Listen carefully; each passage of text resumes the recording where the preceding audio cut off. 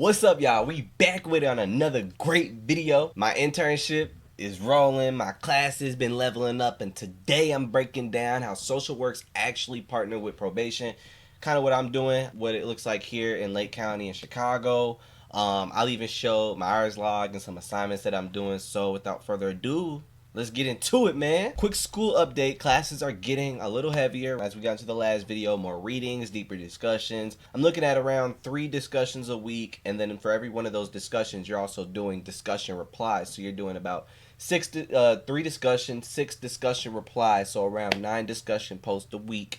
In addition to about 1 assignment a week per class. So you're doing about you're doing a good amount. Add that in with the reading. You're doing some work, right? So, but in December, that marks when I'm halfway through all my courses. I just started in May, and I've took 2 in the first 8-week period in the summer, and 2 for the second 8-week period. 2 to start fall, and I'm finishing up 2 right now. And so after I finish up these, that's 8 classes. You need 16 courses to graduate in Illinois, your Master of Social Work, and then also the other 4 courses are your field internship, your field placement. So I'll be halfway done with courses by the time December hits. So in fall, I'm gonna take 4 classes in fall again, and then I'm gonna pace it out a little slower for summer. Get a little break for the summer and enjoy myself. So I'll just take one class during the one class at a time to finish it out for summer and fall, and it looks like I'll be done. I'll be done at a good time. I only have to take 1 class for summer, first semester, second semester, 1 class for fall, first semester, second semester, and graduate.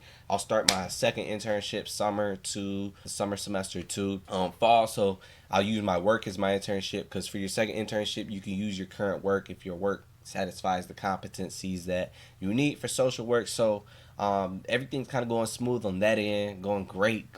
Just excited to be halfway through, to be honest with you. As far as my internship update, that's going smooth as well. Community mental health org, serving justice involved youth and adults, doing therapy, case management, systems navigations. Day by day to me can include doing intake assessments, IM-CAM updates, progress notes, group activities, coordinating with parents, schools, and probation. So I work with probation, and that's my main department. So just to kind of show you guys, because I know some of you guys are doing your internships. As you see, get my internship hours Monday, Tuesday, Wednesday. Monday and Tuesday I'm working my internship from 8 to 1:30, and Wednesday I'm doing 8 to 1. I do my supervision on Mondays at 9 a.m. and that's pretty much my schedule. Now sometimes I do have meetings on other days, things like that. That's when I'll just adjust this. So we have obtained 95 hours. 95 hours through on a 450-hour internship. Let's go. So we doing pretty good on that end. So I just wanted to kind of update y'all on that. You know what I'm saying? So basically, you got your monthly time reports that you got to do for your internship. You got a site visit that I got to go ahead and schedule, where it's just a Zoom, talk about the competencies, make sure that I'm doing everything I need to do. I did a learning agreement, which I should be done. It says waiting on me. I did the learning agreement. Let me go ahead and submit this. So this basically, you need to put all your competencies. Why does it say finish late? Oh, I didn't sign. Oh, I'm missing the year. Sign, now finish.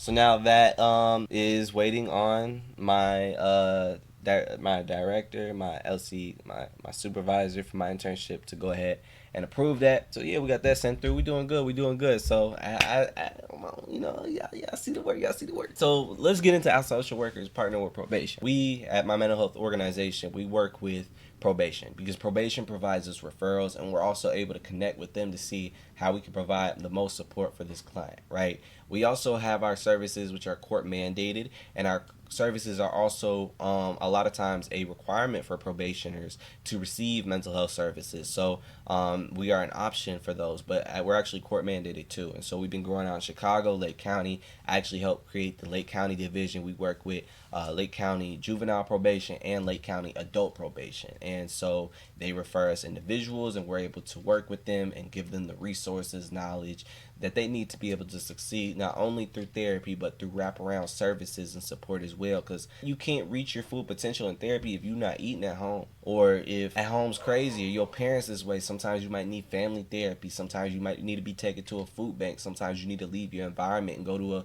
a basketball court, do some physical activity, or do some some meditation, and that's what we're able to provide. So it's just great that we're able to work alongside probation and everything, and just communicate with them and be able to really help these, help everybody. We've really been working hard out here. But overall, it's really important for us as social workers to be able to really work with the vulnerable populations. And sometimes we don't look at the criminal justice impacted population as a vulnerable population, but when you just think about all the systematic things that affect someone's ability or affect someone's experience in the criminal justice system, and you really get to have all that at play, then you really just get to be able to help. I'm sorry, I had to sneeze. You're able to see into their life more, to be able to really help and assist them more. So I wanted to have like just a little mini topic like that today. On this video, I got a bunch of other mini topics that I'm working on. So here, I'm gonna take y'all and show y'all Jamie. You know what I'm saying? Here goes like all my videos that I do. I got a lot of videos that I'm planning. So I'm planning in the future to do a LCSW roadmap, 3 signs you're a great social worker, what I learned in my first month, how I managed 60-hour weeks in grad school without losing it, how I stayed motivated in grad school when I want to quit, the number 1 mistake new interns make, balancing work, clients, and school, how to write progress notes, motivational interviewing. I got a bunch of video ideas. Let me know what you guys want to see, and I'll go ahead and just bump it up. I'm getting back weekly with these. I'm going to be consistent. I'm going to be coming out with these. I want to provide more value. So let me know what you guys want to see. My internship is smooth and it's aligned with my long-term path, which really helps. It's all what I want to do. Everything I'm going through is making me better and preparing me to who I need to be. So when I'm in that session 10 years from now, when I'm starting my own agency, that I've went through the trial and error, and I've learned the things that I need to learn to be able to take flight and get going, right? So hit like, drop a comment down below on what y'all want to see next, and I appreciate y'all for tuning in. And without further ado, I appreciate you guys for tuning in on another great episode of Jamin' You. Jamin' You! We're back at it! I don't know if y'all know, my energy changed when I'm home alone and I'm able to just speak. You know what I'm saying? If you know, you know. If you know, you know. Alright, we're out, fellas.